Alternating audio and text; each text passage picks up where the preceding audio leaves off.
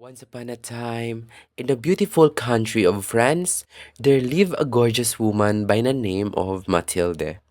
She always cared about her looks and worried about not having pretty things. Being married to a humble clerk, Victor, who worked in the Ministry of Education and earned a decent salary, she bore her worries with effort.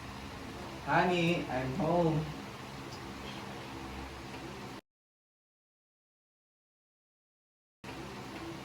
That lady is just superbly, with lovely ribbons and jewelry. And me? Not even a bow. Why do you worry such about silly things? You are so pretty. Isn't that enough? No, that's not enough. Matilda wasn't convinced. She believed that she was all deserving of the riches other women wore. At night, Victor and she sat together to dine. Warm soup and freshly baked. Isn't this lovely?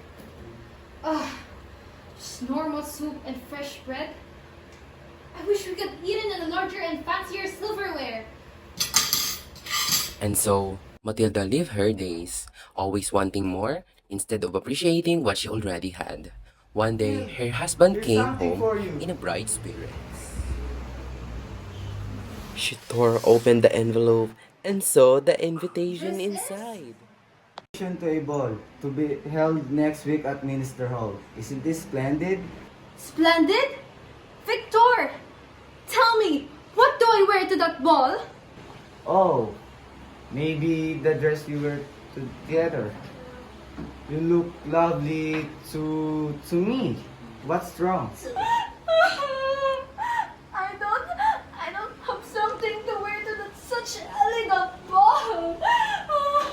Sweetheart, don't cry. Don't cry. How much for a new dress? Uh, about 400 francs? Victor turned pale at this. He was saving exactly that much to buy himself a fishing net to go out with his work colleagues. Very well, my love. This is the money for a pretty dress. Thank you. But as the ball came closer, Matilda started to get anxious. What's wrong? Are you not satisfied with the dress? It's beautiful, but I don't have jewelry to wear with it. Well, I have no money to buy jewelry.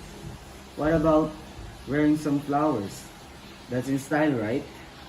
Oh, flowers? Are you even thinking? Then people will know how much poverty we live in. I need my jewelry or I won't go. Then why don't you ask your friend, Jean? She'll be generous. Matilda was delighted at this idea. She went to visit Jean, who had been a good friend to her. But as Jean had a rich house and a good life, Matilda has distanced herself. Mathilde, how have you been? They spoke for quite some time until Matilda finally asked Jean for the favor. So, that's the problem. I don't have jewelry. Jewelry? Well, of course. I have many. Choose whichever you like.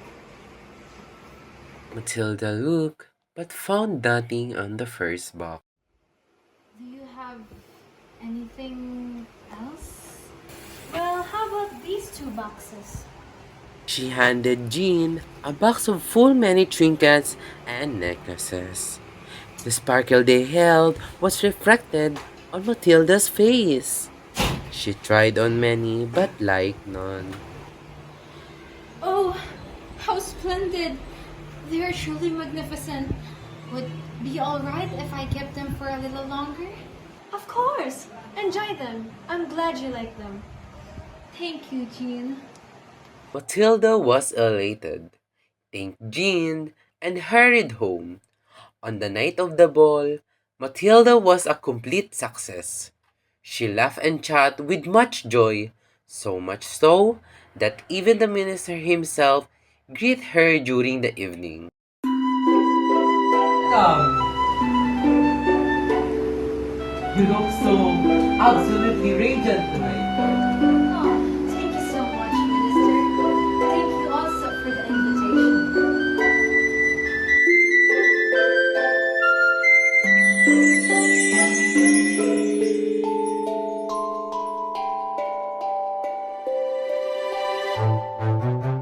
Once the ball had ended, Matilda went to find her husband, who had retired into a room to rest. He picked up her modest wraps to cover his shoulders with. This coat would completely ruin my dress. I think I'll go old without them. If you say so, it's cold outside. They left the ball, but no cabs seemed available. They walked for a long time until they finally held one. It took them back to their flat, and they tumbled out and up to their room. Well, it was tonight. Oh no! The necklace! It's not here! What? That's impossible. Did you wear it before leaving? Yes, I did. And I still remember I was wearing it with the minister. Oh no, the necklace. Hey, how about the cab? Did you get the number? I didn't. Okay, I'll go back and search the streets. Victor went out to search, leaving Matilda alone in despair. After hours, he returned empty-handed. So, have you found the necklace? I found nothing. We have to replace the necklace. How will we manage to replace the necklace? We'll find a way. You write to Jean and say the necklace was repaired. Okay. Matilda wrote to Jean, and Victor went to the police and cab drivers, but there was no word. They eventually found a similar necklace. How much for this? This one cost 40,000 francs. They agreed to buy it, begging the jeweler to hold it until they got the money. Victor sought help from friends and family and managed to collect the amount. They bought the necklace and returned it to Jean. Thereafter, the couple life changed. They sent away their helpers and moved to the flat with lower rent.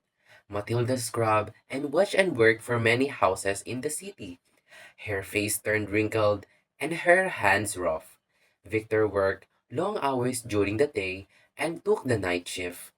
And so, their lives were forever altered by a single lost necklace, changing their fortune in ways they could never have.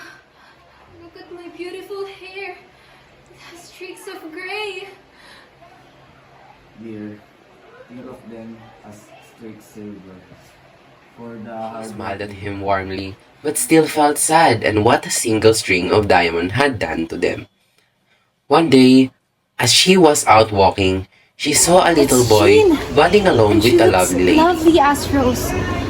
Should I speak to her? Jean? Hello. You look lovely with these ears. Madam, I'm so sorry, but I don't think I've ever... It's me, Mathilde. Oh, Mathilde? But my dear, what happened? Matilda had the courage to tell the truth to Jean. Matilda now told Jean everything. She thought that since she paid the whole debt and cleared everything, it was fine to come. You say you have lost my necklace and then bought a replacement worth 40,000 francs? Yes, I'm sorry, Jean. I'm sorry I have to replace it in the first place. Oh, Mathilde, but why didn't you tell me the truth sooner? The necklace wasn't even worth 200 francs. What? How is it possible? The necklace was exquisitely beautiful, but it was a fake. It was made out of plain cut-colored glass. Poor Matilda had learned her lesson. If she had only been content with what she had and had counted her blessing, then maybe she wouldn't have gone I'm through home. so much What's trouble. for lunch? Oh, and I bought these flowers for you. I hope you like them. They're lovely. And for lunch, I cook a special food for a special person. Is that fine? That will be lovely.